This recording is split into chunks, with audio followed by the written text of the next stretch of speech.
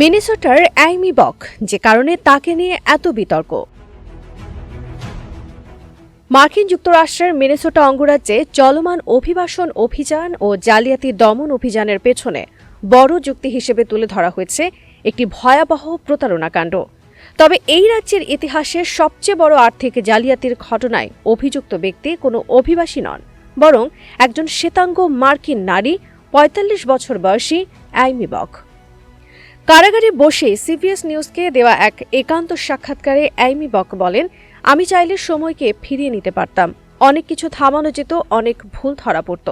মিনেসোটার বহুল আলোচিত অলাভজনক সংস্থা ফিডিং আওয়ার ফিউচারের প্রধান ছিলেন তিনি, যে সংস্থার বিরুদ্ধে কোভিড মহামারীর সময় শিশুদের খাবারের নামে প্রায় $250 মিলিয়ন আত্মসাতের অভিযোগ আনে ফেডারেল প্রসিকিউটররা। প্রসিকিউটরদের ভাষ্য অনুযায়ী এই অর্থ শিশুদের খাবারের জন্য বরাদ্দ থাকলেও বাস্তবে বিপুল অংশ ব্যয় করা হয়েছে বিলাসবহুল গাড়ি, রিয়েল এস্টেট, ভ্রমণ ও ব্যক্তিগত ভোগবিলাসে।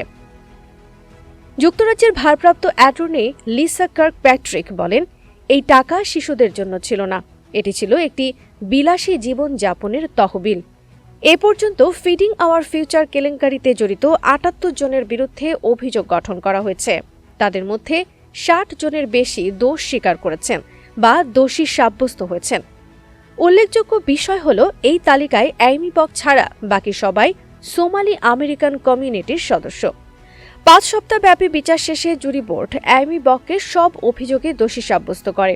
আদালতে উপস্থাপিত প্রমাণে দেখা যায়, তিনি এমন সব খাবারের বিল অনুমোদন দিয়েছেন যা বাস্তবে কখনো পরিবেশনই করা হয়নি।